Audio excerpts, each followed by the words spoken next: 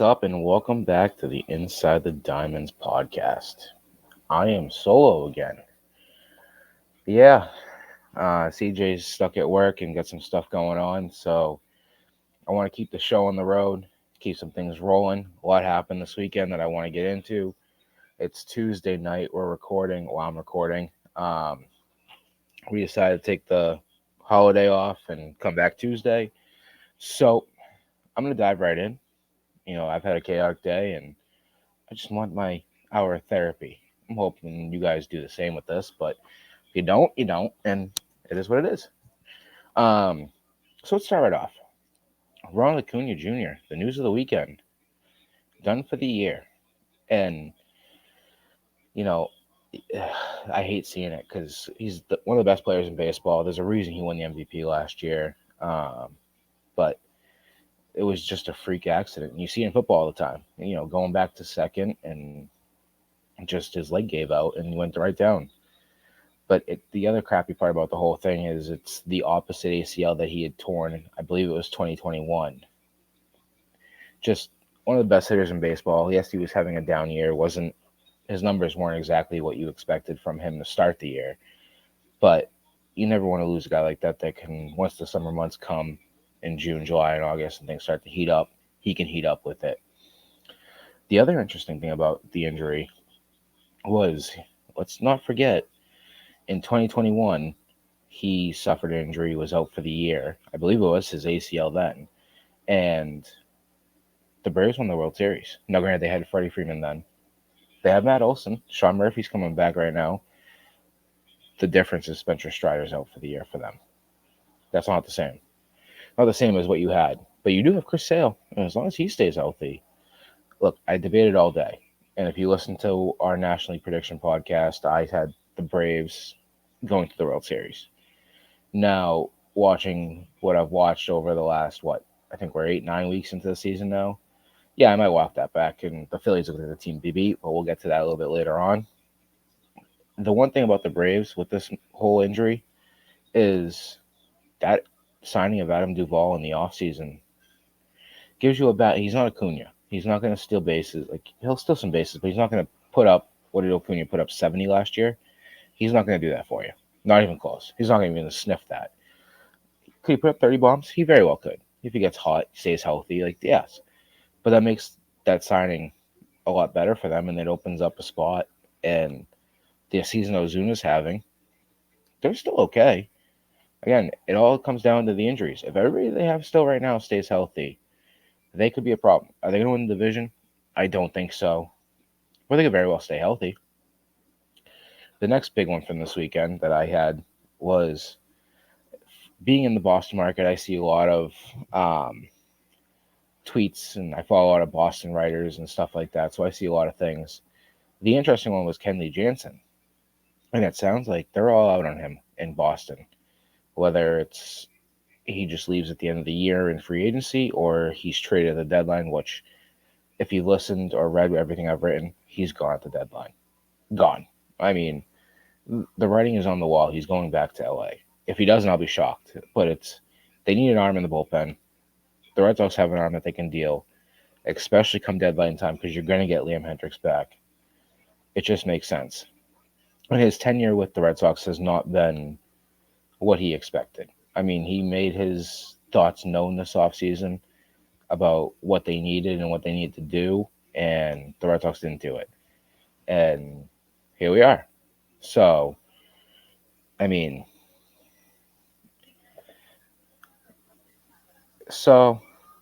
with his time in Boston, he was 4-7, made 69 appearances. He's got a 3.47 ERA, which is the highest he's had in his career for any team. A 3.30 FIP, also high. 1.26 WHIP, also his highest. He has 75 Ks and 62 and a third innings with 38 saves. I think him back in the Dodgers bullpen makes sense. I think his back issue is a thing, though. That's something you got to watch. So, again, you got to keep him healthy, because if you don't, you can't trade him, and then you're losing him for nothing. So as long as you keep him healthy, and he stays healthy, and that back doesn't bother him or anything like that, he's a guy you got to move. Another one, I actually was surprised by this, and I don't know if we mentioned again. We last episode was called "We're Cursed." Uh, we might be, but Cardinals might be back. And this past week they went 5-1, which was surprising. And after last week, where they was it last week or the week before, they took 2 or 3 from the Red Sox. I want to say it was last weekend. They took 2 or 3 from the Red Sox, and then they entered this week. They had a 3-game series against Baltimore. I thought for sure Baltimore was going to win that series. Nope, Cardinals swept them, and then they went into Chicago. Excuse me, and they took on the Cubs in a big rivalry weekend. And they're supposed to have 3 games. One game got rained out. They ended up taking both games against the Cubs. So now they currently sit 5.5 back in the division. They're 1.5 back in the wild card. And they lost last night to the Reds. So if we had recorded yesterday like we normally do, then they were 5-0 last week. However, it brings to the conversation that division's wide open. The National League Central is anybody's division. The Brewers look good. They're playing good baseball. They're fun to watch, and I don't know how they're doing it. Like I said, I had them 4th or 5th, last place. But they're just finding a way. The Cardinals are alive, though, and that opens the conversation of the teams that were looking for help at first or third base. Goldschmidt and Arenado may be staying. You stay in that rate. Again, that's the thing about that third wild card spot. It opens up another chance for another team, and that takes teams out of the market, which leads right into my next topic of the Marlins. The Marlins might have a pulse. It's unlikely. I mean, they traded a rise. Unlikely, but they just might have a pulse. They've won 4 straight series. They took 2 or 3 from the Tigers, 2 or 3 from the Mets, one of those being a comeback, 2 or 3 from the Brewers, 2 or 3 from the Diamondbacks. Let's face it. We can say this till we're blue in the face. They're done in the division.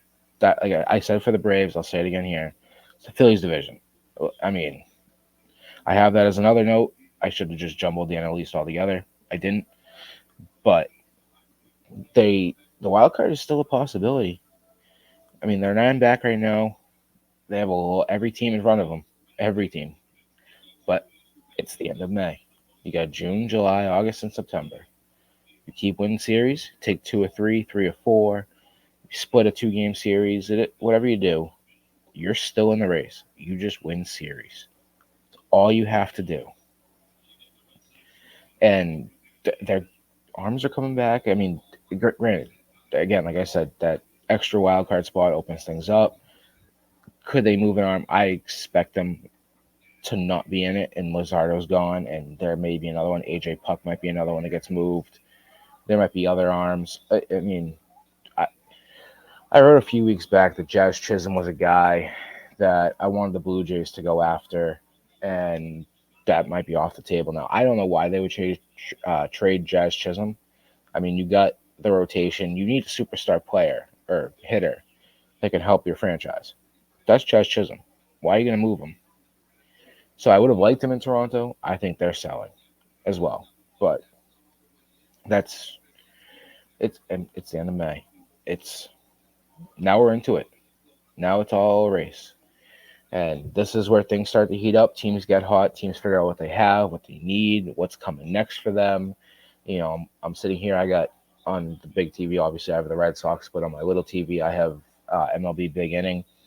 And it's just every night this is what I do. And you see something different every night where a team surprises you a little bit. Right now, little TV, so I got to squint. We had Diamondbacks, Rangers. Diamondbacks are beating the Rangers. Rematch of the World Series. And, that's the team, the Rangers. They've struggled a little bit. But they're getting guys back. They just lost Evan Carter, but they're returning Wyatt Langford. So you lose a young stud and you get a young stud back. Now we're talking a couple weeks. You could have Scherzer back, DeGrom back. I'll say that till I'm blue in the face. Like, that rotation is going to be filthy. Absolutely filthy. One thing I didn't put this on my notes, but since I'm by myself, I'll bring this up. For those of you, we've all talked about Paul Skeens and watching Paul Skeens pitch. For the love of God, can we get this guy a nighttime start?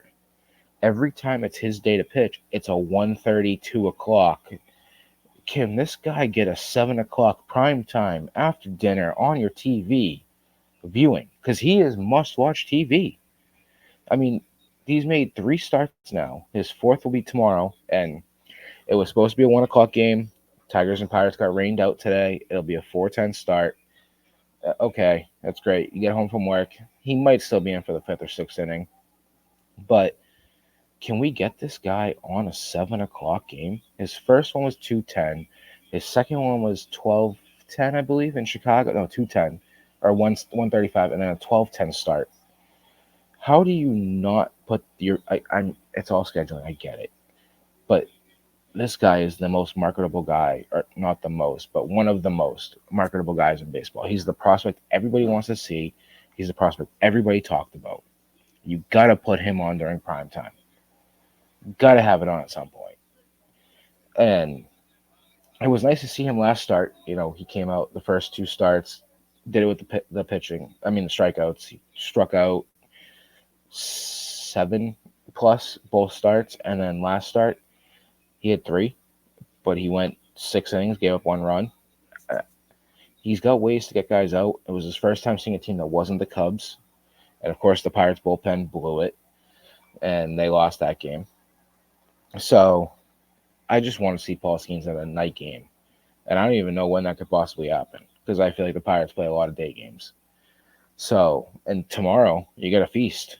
I'm not going to jump ahead, but because we're doing Tuesday recording, I excluded the series ahead for the weekday, or the weekdays, and I just did a weekend one.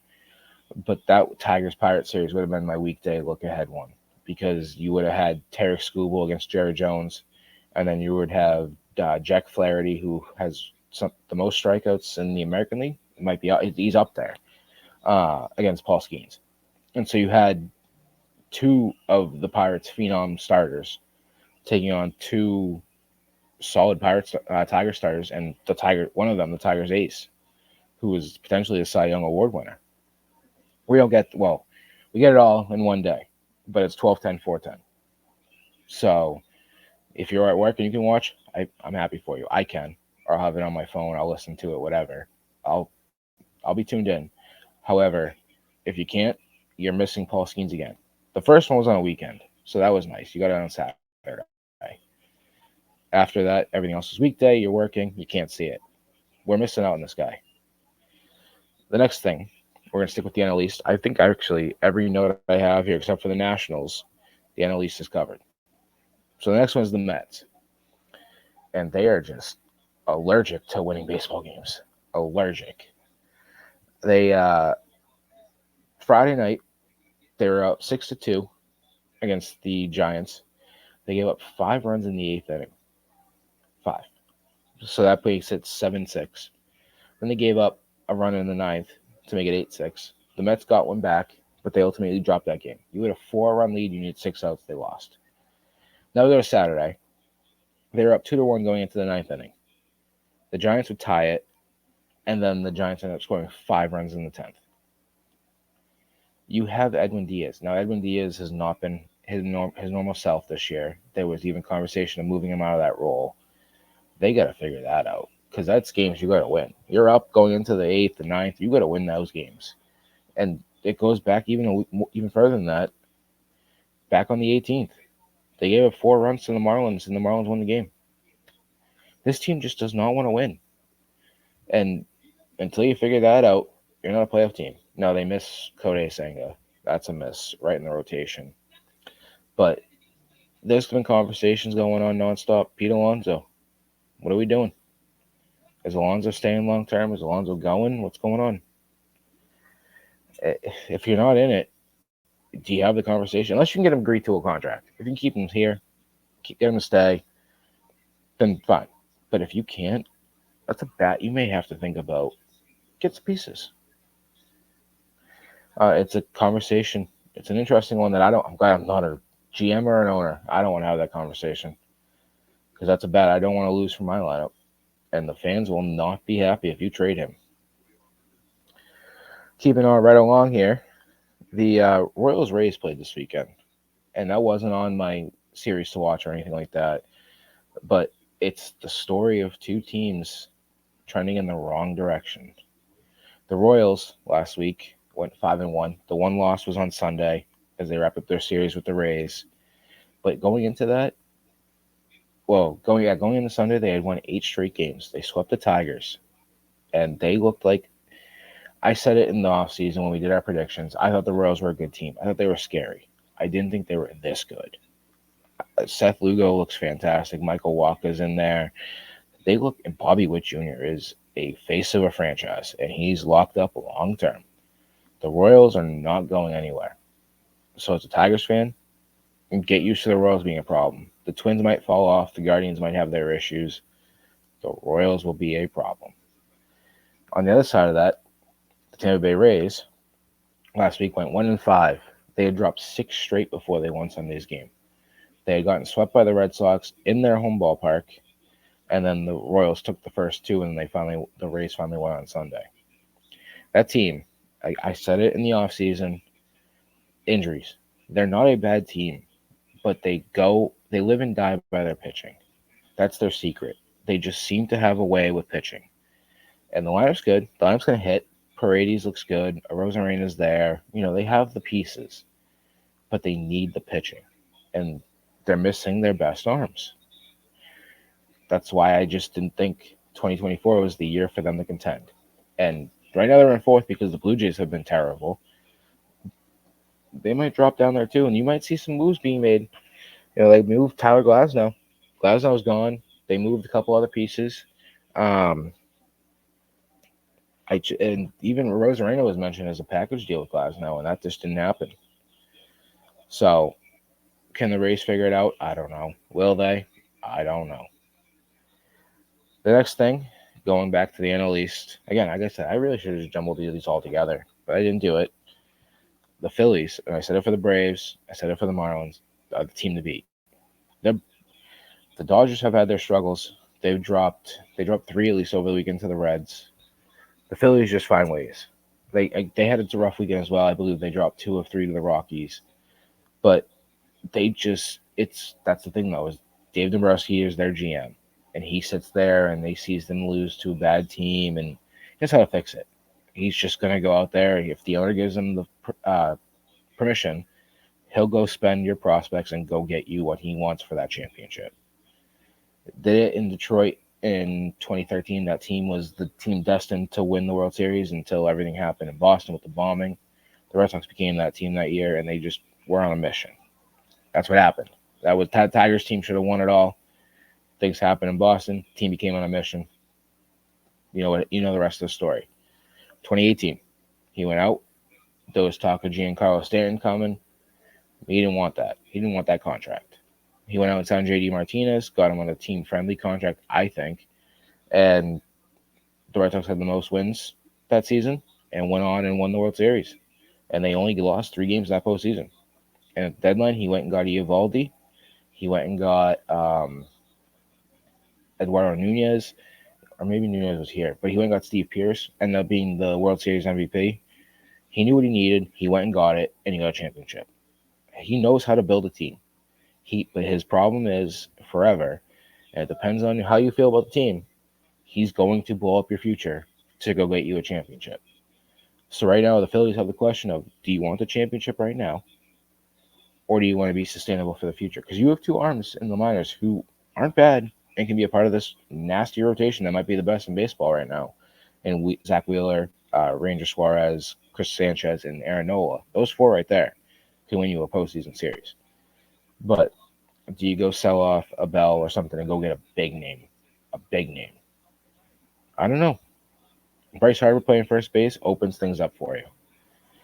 But the Phillies just seem like I said, when we actually do the episode to change our picks for the World Series, I might just change mine to the Phillies and do Phillies-Orioles, because the more I've watched the Orioles, being a Red Sox fan, and they swept the Red Sox back in April when they were at Fenway, and they look good. Tonight they're losing, but they just look good, and the pitching looks good. They have a setback with John Means. Grayson had a little hiccup today, but Corbin Burns looks like himself, and they just find a way. It might lean towards Phillies-Orioles. I don't know. The next one I'm going to bring up These two will tie together. We last week had the ump show again resurface its ugly head. And on Thursday, if you watch this game, I'm sure everybody's heard about it. If you have Twitter, I'm sure you've seen about it. But Thursday night, it was White Sox Orioles last week, and it was a runner on first and second, a 2-run ball game with one out, and there was a fly ball in the infield. Umpire called an infield fly, and it was Gunnar Henderson at short, I believe.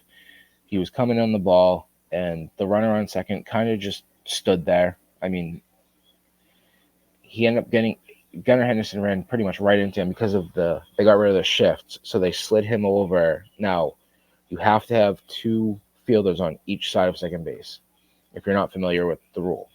But you can have them play pretty much almost not directly behind, but pretty close to behind second base. And so Gunnar Henderson was almost on the outfield grass, playing behind second base a little bit, shaded over. And he came in on the ball. The runner was in his way.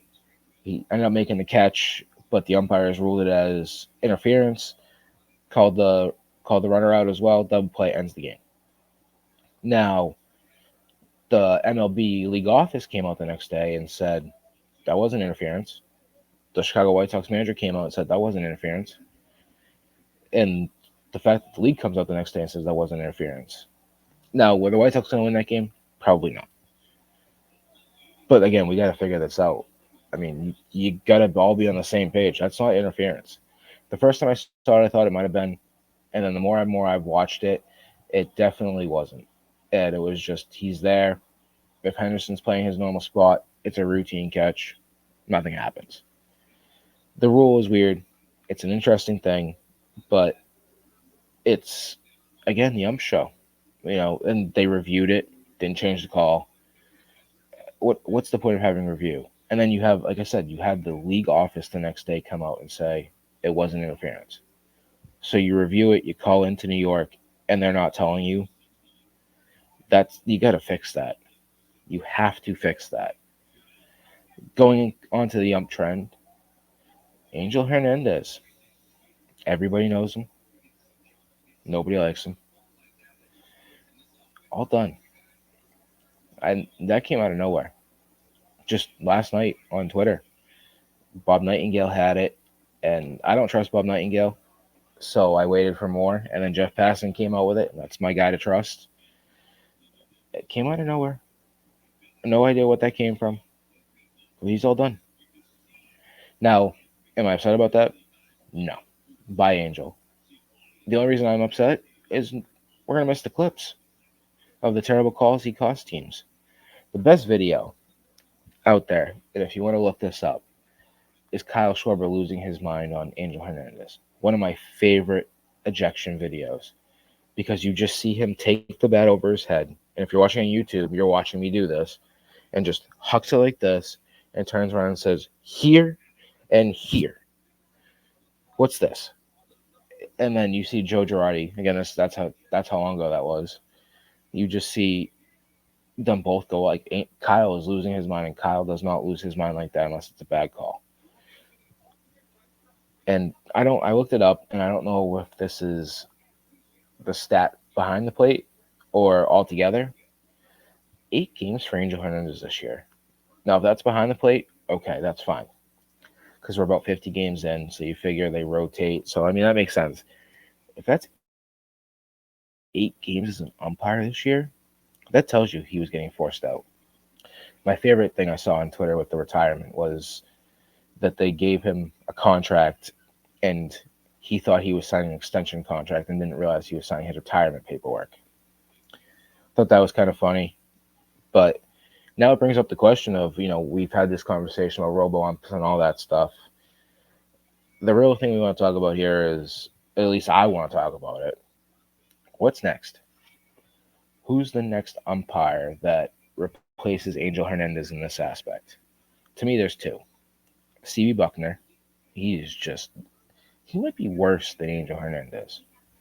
But he doesn't get the recognition because of how bad Angel Hernandez has been for a long time. But C.B. Buckner is up there. He has to go soon, too. The other one, and this is a fan biased one, and I'll stand by it forever.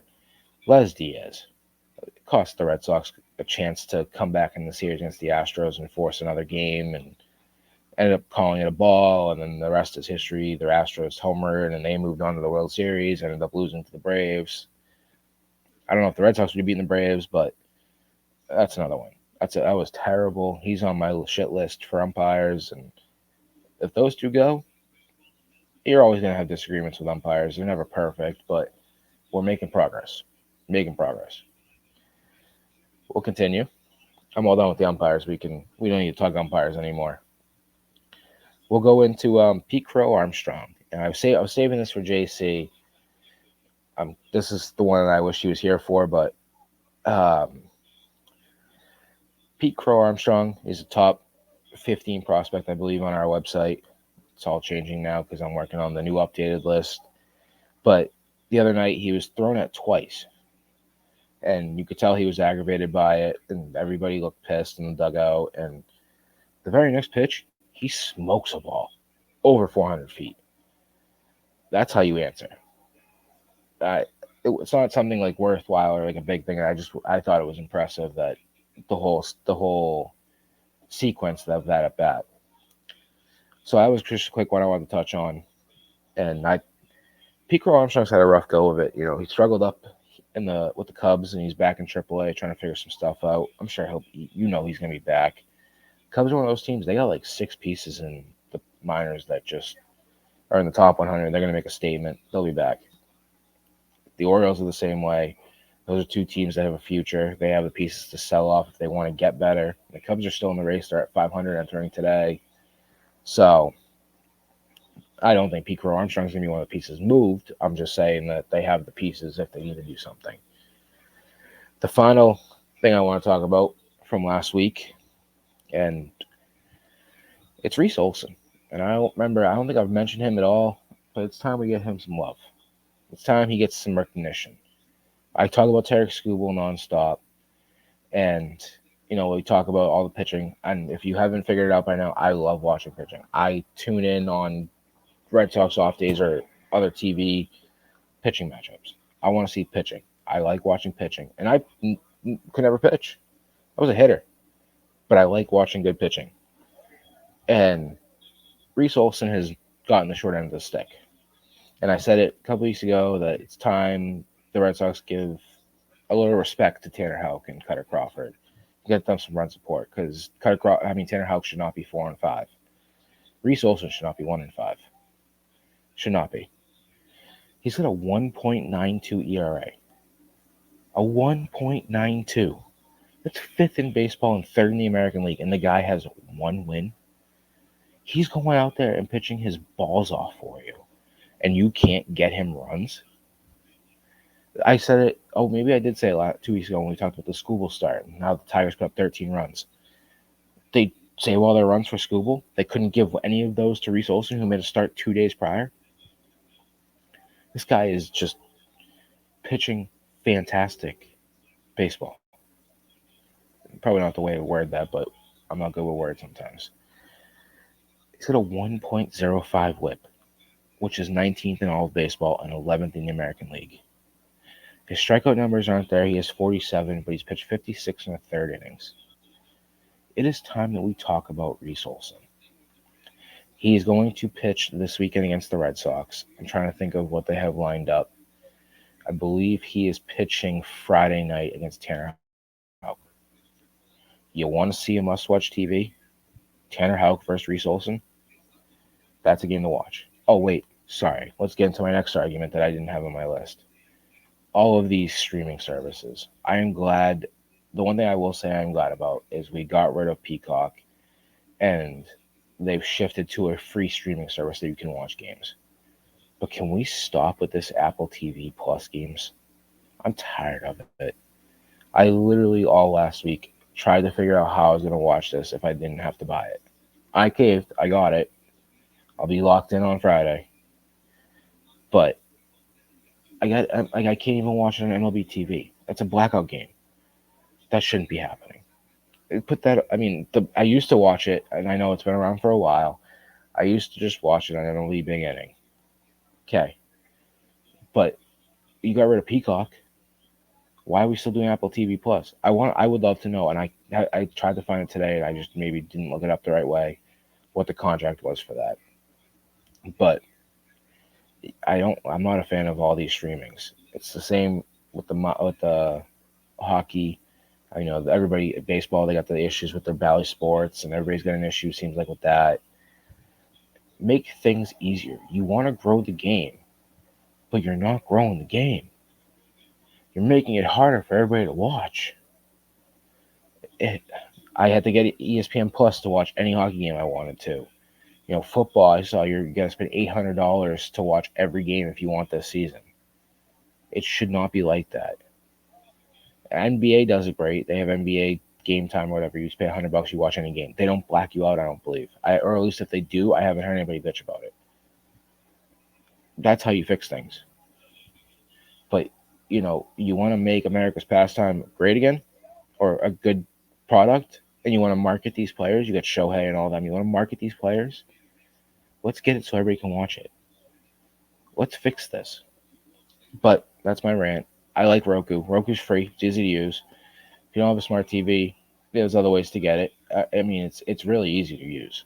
I had the Tigers Blue Jays 11:30 game. I also love 11:30 baseball. I think 11:30 on a Sunday is great for baseball. I think it's fantastic. Keep doing it. And so I don't even know what this Sunday's game is. I'll pull it up. But I think you keep doing 11:30 on Sunday. That's great. People get home early morning. They do brunch. Watch a little baseball. It's fantastic. Great idea. Keep doing it. I liked it on Peacock, but that's what I'm saying. June 2nd, the 11:30 game. Oh, there is no 11:30 game. That's good. What's the 105? Oh, 105. Twins versus Astros. Another game I'll tune in for. It's a good one. And then what do we got the following week? June 9th. I thought I saw there was a 11:30 game then the 9th. And no, it is 10:10 a.m. It's the World Tour in London. That's Mets Phillies. That's on ESPN. And then Giants Rangers, a rematch of the 2014 World Series. 2014? Nope, 2012. 2012. Because the 2014 was the Giants Royals. So 2012. Rematch of the 2012 World Series where the Giants came out on top. The other World Series that the Rangers lost. They went back-to-back in 2011 and 2012. 2011 was the best World Series in Game 6 of all time. So now we're going to move on. And usually this is where we would probably typically come in and talk about joining us. So we'll do that again.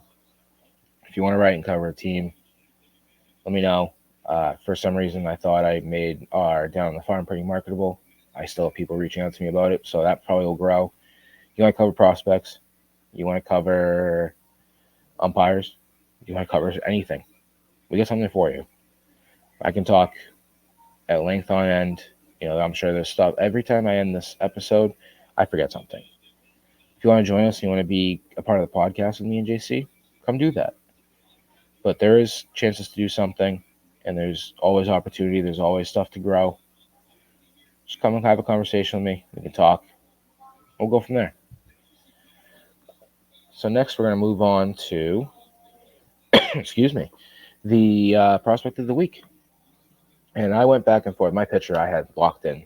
Beginning of the week I had it locked in. The hitter of the week I went back and forth on a couple.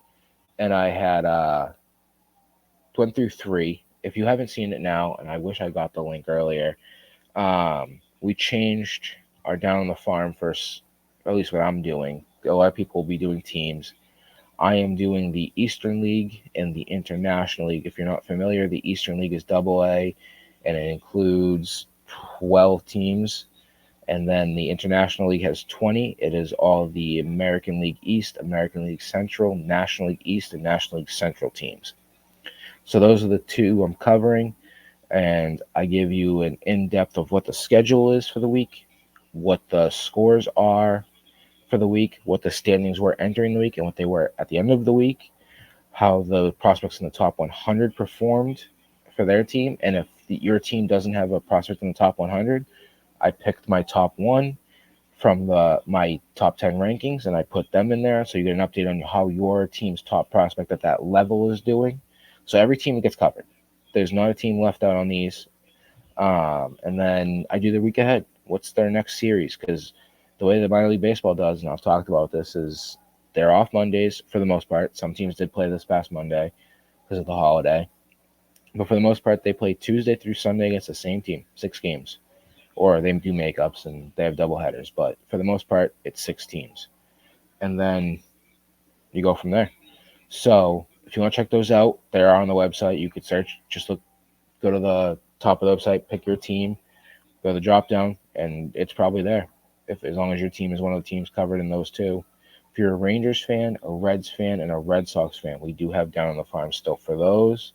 We probably got other teams covered going forward that we haven't covered before, but that's a project in itself that I'm working on. So with that, let's get into the prospect of the week. The hitter of this week I have is my number 10 overall prospect. I updated my top 10 recently. It is Max Clark, outfielder for the Detroit Tigers. He's playing at Single A Lakeland. Now, if you're not familiar, I think I actually did say it on here. I was not a fan of the pick of Max Clark. I wanted Wyatt Langford at 3, and I was a big advocate of Wyatt Langford at 3 all last college baseball season. I said 1 is either Skeens or Cruz, 2 is the opposite, 3 should be Langford, and you got 3 great first round, 3 overall picks that are going to be solid in the big leagues.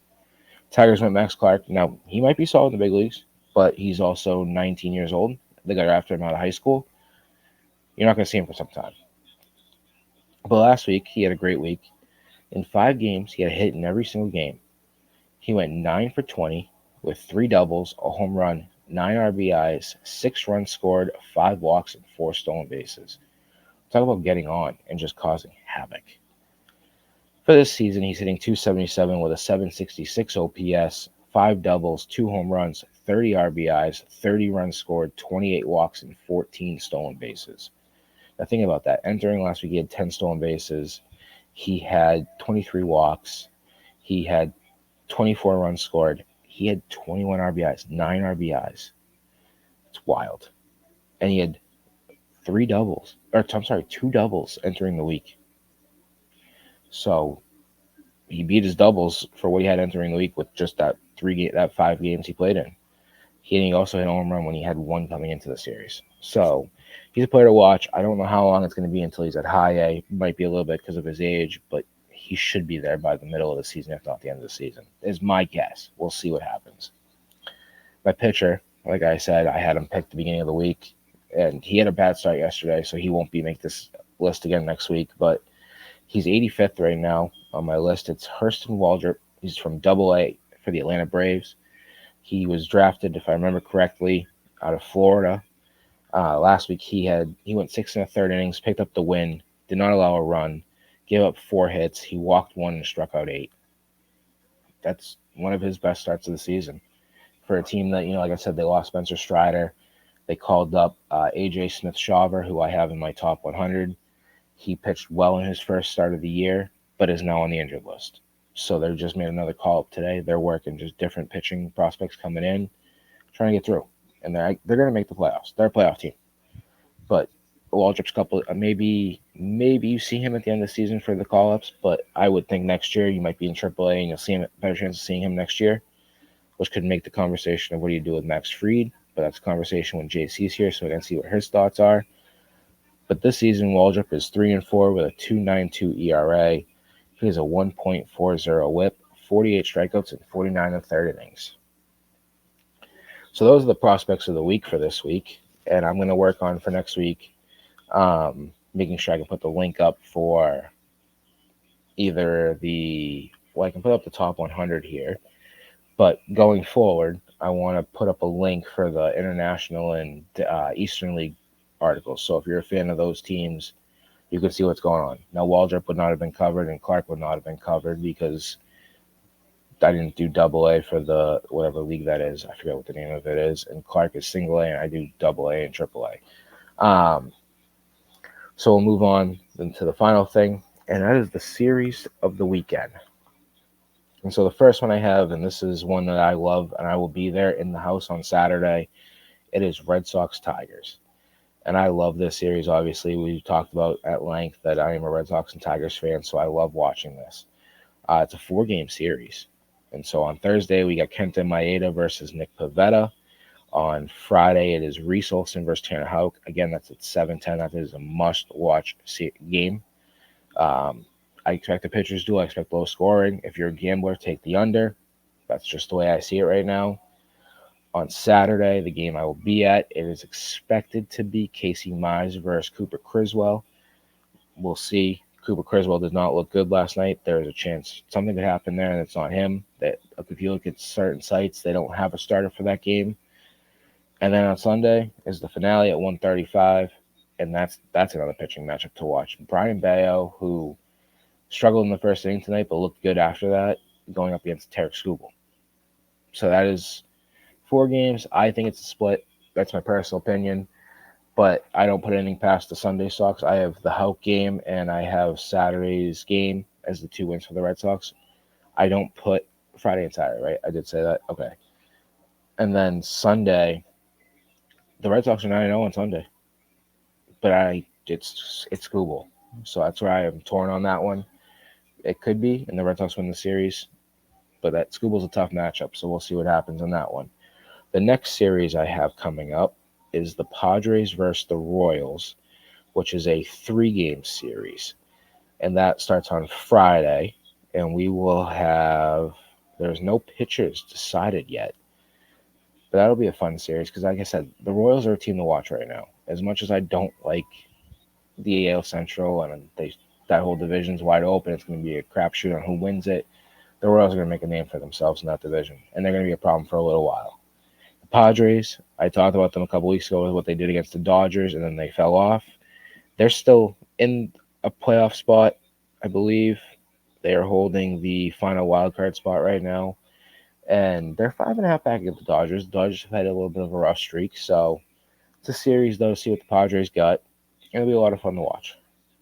The final one is a team that I talked about tonight when we first started, and that was the St. Louis Cardinals. They're heading into Philadelphia this weekend with 3 games starting on Friday. Friday night's game, as of right now, looks like it's going to be Miles Mikolas against Aaron Nola. Saturday's game does not have a starter yet, and neither does Sunday's. So that'll be a series to watch. Maybe you'll even get a series preview from me for that one.